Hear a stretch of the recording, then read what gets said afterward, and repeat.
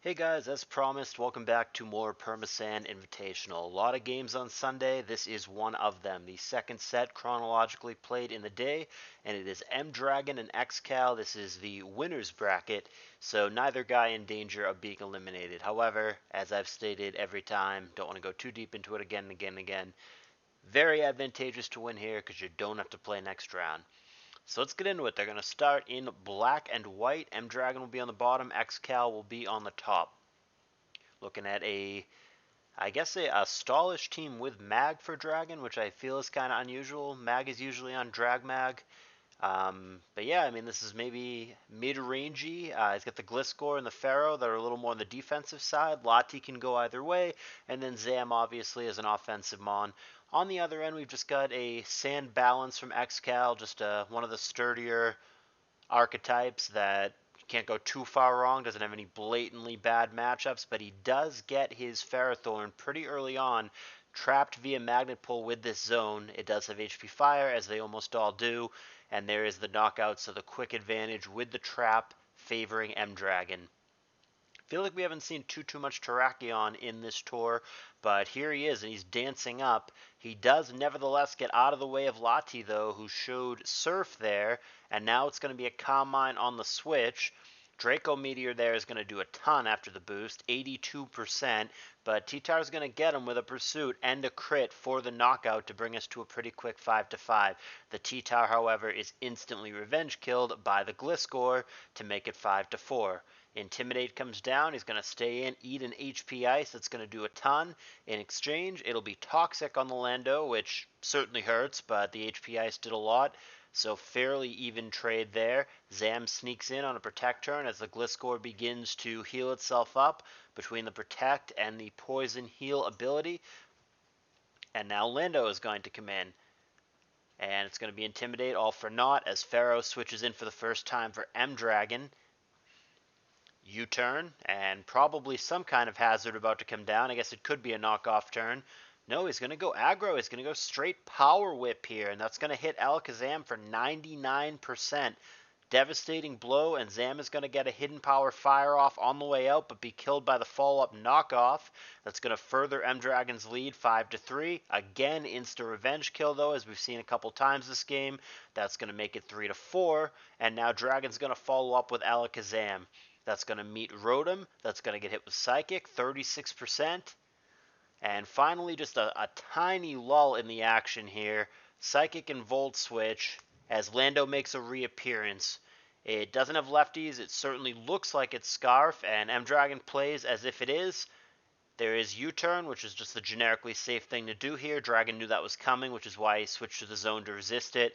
Nevertheless, the Terrakion will be good enough for the knockout with the close combat. Very dangerous poke here. Brings us to a 3-3. It's been a fairly quick game here.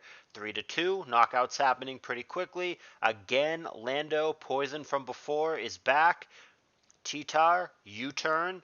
38%, only one choice, has to be the Terrakion. It's the only other thing remaining. Again, close combat is going to net a kill. Choppleberry not going to bail him out.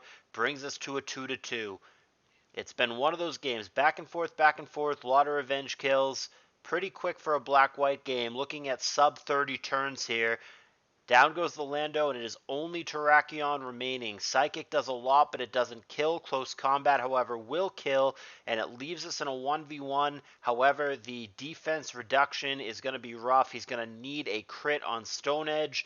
Doesn't get it, and obviously zero chance to survive the earthquake there.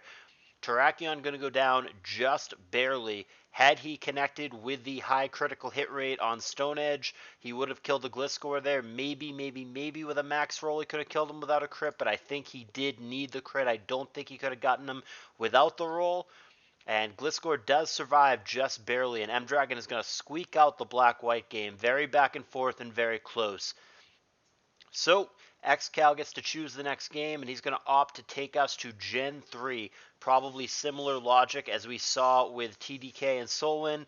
Figures, you know what, I might as well get M-Dragon's strongest one, the Gen 3, out of the way. If I could beat him there, we move to my strongest one, the Gen 4, and I've got a real shot. But there's no point of fighting through the Gen 4 game if I'm just going to lose the Gen 3 anyway, so let's give that a go and see if I can get some momentum. I like the thought process.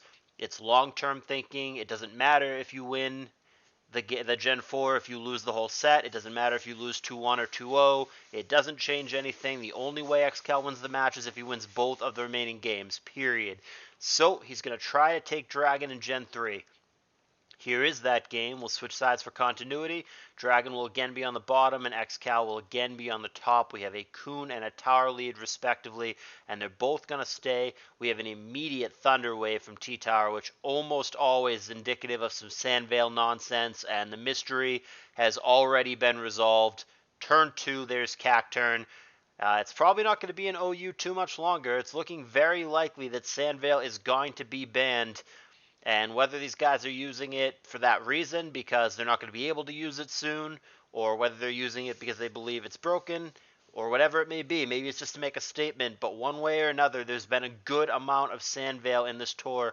That being said, right now as an example, for people who think it's not broken, Sandvale's done nothing here. Despite the para and the Veil, the Kun has connected now 4 times out of 4. The Sandvale did actual nothing there, and the paralyzed Kun just hit the Cacturn every single time, and down it goes. So M-Dragon gets the better end of the RNG there, and it's going to be an early advantage for him. Gengar comes in briefly, but doubles back to Dugtrio here. Earthquake, huge damage on the T-Tower, but not enough. And Counter, obviously, is going to super-duper kill Dugtrio 2 times over there. And we got ourselves a quick 5-5. Registeel comes in. That is very, very bulky. This is a hard stall team for Excal. Will-O-Wisp and Thunderwave respectively. Advantage Excal on that exchange. The T-Wave devastating on the Gar. The burn really doesn't matter for a Registeel that may very well have rest or could just have Seismic Toss as his only offense, so the burn only matters as residual damage. And now the second Veiler, the Gligar, has come in. And it's doing its thing. It's going to sub up, and he's fishing for between para and misses, just as the Cacturn did, fishing for free opportunities. And here is a Swords Dance after Gengar does get a full para. This time Ice Punch is going to connect. But you guys know how this goes. He's going to sub up, fish for more chances. Again, Ice Punch connects through the para and the Veil. Just fishing for RNG here. We'll see how many opportunities he gets. There is another full para, so the Gliscor is about to be at +4 and be very dangerous. No, he's just going to attack. So he's going to be at +2 and behind a sub. However, Zapdos here, a pretty reliable counter for the Gligar. Hidden Power 24% is the best that he can do. Rain Dance going to come down, so Sandvale no longer a factor here because there is no sand. And there's the Hidden Power, which is going to do neutral as opposed to super effective, so we know that's HP Grass as opposed to Ice. This is going to make Excal get out of the way. He goes to the Registeel here, taking the Thunderbolt 25%. It's still burnt from earlier. Kun comes in, and Excal doubles back to the T-Tower to reestablish the sand to benefit the Gligar should that come in again. Right now, it's Hariyama that does not take Surf well at all. 54% it gets chunked by an unboosted Surf. Going to go for knockoff and get rid of lefties from Kun. Fine and well, but it's going to cost the Hariyama its life. Down that goes, and we've got ourselves a 4-4 with unreveals on both sides. Gligar comes in briefly, but gets right back out of the way. I guess that was just for lefties. Registeel comes in, taking one for the team, but he also gets out of the way. Starmie comes in at this point. Now we've got ourselves a full revealed team from Excal, and it's kind of an original take on the Sandvale archetype. I haven't seen it with this particular six-poke combination before. I don't know if this is somebody else's team or if he built it himself, but cool to see a little bit of innovation within the archetype. And Psychic coming down from Doll for Dragon. He's not shown his last poke just yet. Surf 59% is big. Earthquake back at only 33%, not nearly as good. The faster Starmie here with the opportunity to get the kill or go for the recover. And I was going to say, I think the last poke is Lax from Dragon.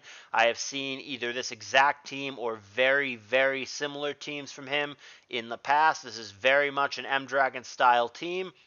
Starmie is bulky and gets a T-Wave off. However, Return going to connect with it anyway. It should be able to recover through this. I mean, he just has to wait for a full para to kick in. Obviously, there's a chance the Dragon can randomly crit the Starmie here, which would kill it and be really, really bad for Excal. But in the meantime, he can get some recovers off. And Dragon stops attacking and instead goes for Curse. He's shown 3 of his moves, Return, Shadow Ball, and Curse, so we don't know if it is last move Rest or just another attack such as Earthquake or Boom. Crunch from Tar and the Specs drop. Return going to be good enough with the boost despite the resistance. And now Gligar coming in again. Gonna have to fish for some shenanigans as the Pokemon does. And he's going to go immediate sub, and Dragon, I think, wisely goes back to Zapdos here. Gligar is not going to be able to punch through this, but he's going to dance up anyway and hope that basically the Dragon never connects, but he's not even going to gamble. He's just going to Rain Dance, and there will be no Sand Veil for the rest of the game because there is no more sand. Excal's T-Tar is dead. He cannot reestablish it. Gonna have to just deal with the Veil-less Gligar, and it's obviously way less good in that way. HP Grass gonna connect. And here's the double back, so gonna need a big string of full para here.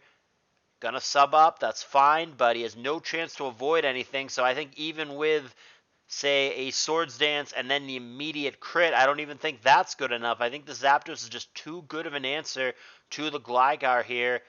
And Excal agrees, he's going to concede. M-Dragon going to take this one pretty handily. The Sandvale luck did not cooperate early on.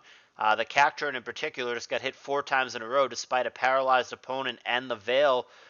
And yeah, I mean, it just kind of snowballed from there. I don't think that Excal was ever properly able to build momentum. I think that the Zapdos was a really reliable answer to the Gligar. It just didn't ever really feel like Excal was putting meaningful pressure on Dragon, and indeed Dragon did take this without too much trouble. So he's going to win the set 2-0. However, like I said, this is the upper bracket, so Excal is not eliminated. We're going to see him again next round.